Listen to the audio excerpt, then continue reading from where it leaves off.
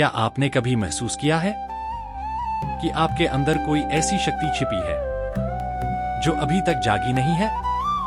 कभी अचानक बिना वजह डर लगना, कभी बहुत ज्यादा एनर्जी महसूस होना, कभी रात में अजीब सपने आना, या कभी ऐसा लगना कि आप इस दुनिया से अलग हैं। हो सकता है ये सिर्फ इमेजिनेशन ना हो, बल्कि आपकी कुंडलिनी शक्ति जागने का संकेत हो।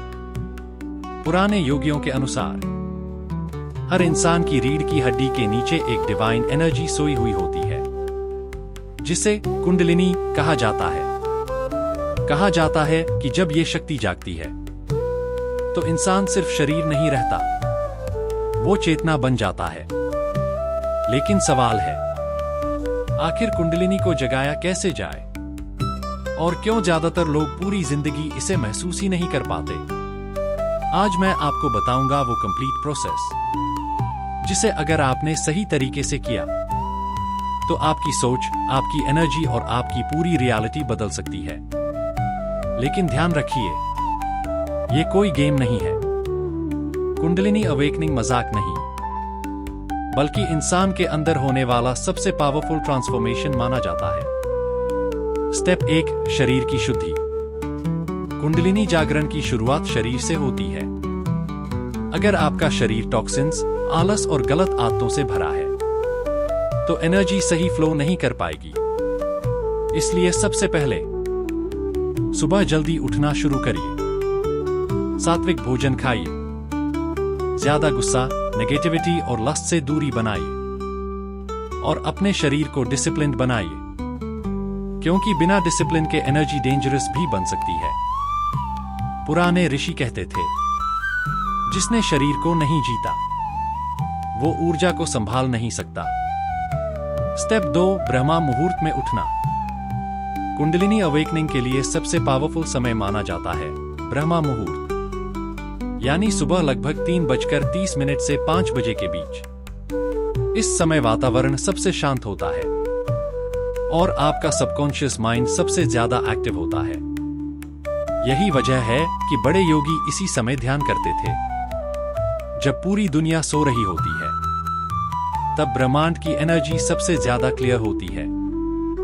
स्टेप 3, रीढ़ सीधी करके बैठना। अब किसी शांत जगह पर बैठ जाइए। रीढ़ बिल्कुल सीधी रखिए, क्योंकि योग के अनुसार कुंडलिनी एनर्जी आपकी रीढ़ के अंदर मौजूद एनर्जी चैनल्स से ऊपर उठती है। आंखें बंद करिए और धीरे धीरे लंबी सांस लेना शुरू करिए। हर सांस के साथ इमेजिन करिए कि एनर्जी नीचे से ऊपर उठ रही है। शुरुआत में कुछ महसूस नहीं होगा, लेकिन धीरे धीरे आपका माइंड शांत होने लगेगा। स्टेप 4, मूलाधार चक्र पर ध्यान। अब अपना पूरा ध्यान रीढ़ की सबसे निचली जगह पर ले जाइए। इसे मूलाधार चक्र कहा जाता है। यही वो जगह है जहां कुंडलिनी शक्ति सोई हुई मानी जाती है। अब मन ही मन लं मंत्र का जाप करिए, धीरे धीरे, लगातार। कहा जाता है कि साउंड वाइब्रेशंस एनर्जी को एक्टिवेट करती है। कुछ लोगों को इस दौरान गर्मी महसूस होती है, कुछ को वाइब्रेशंस, और कुछ को अचानक इमोशनल रिलीज होने लगता है। डरिए मत, ये साइंस हो सकते हैं कि आपका माइंड और बॉडी बदलना शुरू कर रहे हैं। स्टेप 5, प्राणायाम। अब आती है सबसे इंपॉर्टेंट टेक्निक, अनुलोम विलोम और भस्त्रिका प्राणायाम। जब आप सांसों को कंट्रोल करना सीखते हैं तो आप एनर्जी को कंट्रोल करना शुरू कर देते हैं। धीरे धीरे आपकी ब्रीदिंग डीप होने लगेगी, माइंड काम होने लगेगा, और अंदर एक अजीब शांति महसूस होगी। योग में कहा गया है, जहां प्राण जाता है वहीं चेतना जाती है। स्टेप 6, मंत्र शक्ति। अब रोज 108 बार ओम नमः शिवाय का जाप करिए। ये सिर्फ शब्द नहीं है, बल्कि वाइब्रेशंस हैं। कहा जाता है कि लगातार मंत्र जाप आपके एनर्जी फील्ड को बदल देता है। धीरे धीरे नेगेटिव थॉट्स कम होने लगते हैं, फियर खत्म होने लगता है, और इंट्यूशन बढ़ने लगती है। आप लोगों की एनर्जी महसूस करने लगते हैं। भीड़ में भी अलग महसूस करते हैं और अंदर से एक अनएक्सप्लेन्ड कॉन्फिडेंस आने लगता है। स्टेप 7, तीसरी आंख पर ध्यान। अब अपना ध्यान दोनों आंखों के बीच ले जाइए। इसे आज्ञा चक्र कहा जाता है। कुछ मिनट तक सिर्फ इसी पॉइंट पर फोकस रखिए। शुरुआत में डार्कनेस दिखेगी, फिर शायद लाइट फ्लैशेस, कलर्स या डीप साइलेंस महसूस हो सकता है। यही वो स्टेज है जहां आपका माइंड धीरे धीरे हायर अवेयरनेस में जाना शुरू करता है। लेकिन याद रखिए, कुंडलिनी अवेकनिंग का मतलब सुपर पावर पाना नहीं है। असल अवेकनिंग तब होती है जब आपका ईगो टूटने लगता है, जब आप छोटी छोटी चीजों में पीस महसूस करने लगते हैं, जब गुस्सा कम होने लगता है, जब दूसरों को हर्ट करने का मन नहीं करता।